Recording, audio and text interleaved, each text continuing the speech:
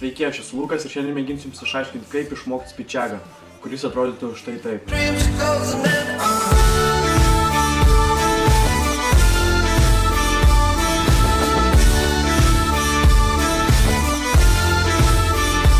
Spičiagas yra jėgos elementas, kuriame dirba visa nugara bei pečiai. Kuo jūs esate lankstesnis, to spičiagams išmokti būtų daug lengviau.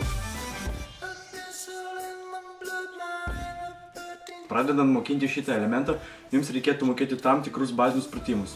Tuck planche, bent arm planche, stovėsena ant rankų. Įsiskaičiame kuo daugiau.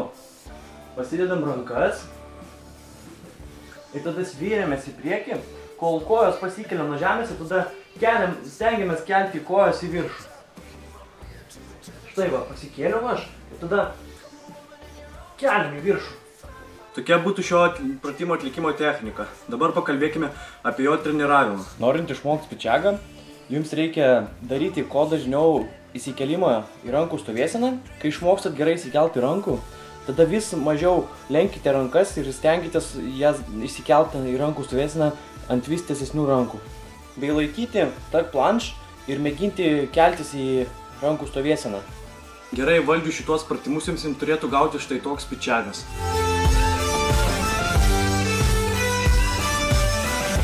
Taigi galime pasakyti, kad pirmąją spičiago fazę jūs jau išmokti ir galime perėti jau prie skiesto spičiago.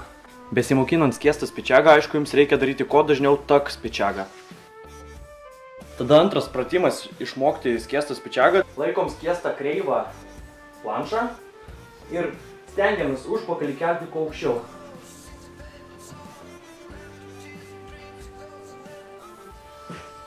Kai gerai išmokite šitos du pratimus, tada galime eiti prie trečiojo paskutinio pratimo. Padedam nuo sienos rankas kažkur apie 30-40 cm ir atsiremia su visų kūnu į sieną.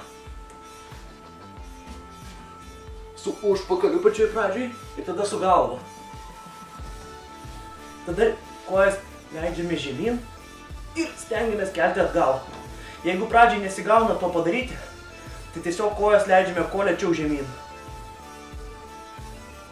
Taip daryti kuo dažniau. Jeigu išmokote skiestą spičiagą, tai galite pradėti mokintis glaustom kojom.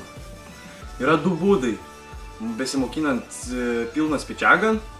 Tai yra pirmas būdas daryti kuo dažniau skiestus spičiagus, arba galima mokintis šiek tiek kitaip. Full spičiagui maždaug reikia mokėti 2-3 spičiagus skiestom kojom iš eilės padaryti. Tada turėtų jau gautis ir full tikrai. Taigi pirmas pratimas būtų toks pats, kaip ir treniruojant skiestą. Dar vienas pratimas būtų, tai pilnas spičiagas lenktom rankom. Na, bei be abejo daryti kuo dažniau skiestą spičiagą. Jeigu jūs jau išmokite full spičiagą ant žemės, galima prieiti prie kitos fazės – spičiagas ant lygiagrečių. Spičiagas ant lygiagrečių yra daug sunkiau todėl, jog įsikelimo amplitudė yra daug didesnė. Reikia daryti kuo dažniau skiestą spičiagą ant lygiagrečių.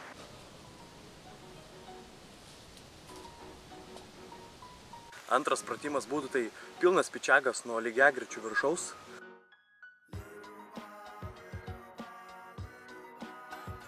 Na ir paskutinis pratimas tai yra jūs mėgina daryti full spičiagą ir jeigu jaučiate, kad jūs neįsikeliate į patį viršų, įsiskieskite ir jūs turėtumėte tuomet užkilti. Jūs pakartojimas daryti kuo dažniau, jūs jau tikrai esate labai arti pilno spičiago.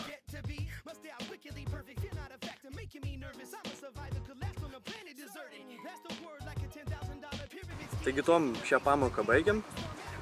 Aš buvau Lukas, komentuokit, laikinkit, subscribinkit bei laukite mūsų naujų pamokų.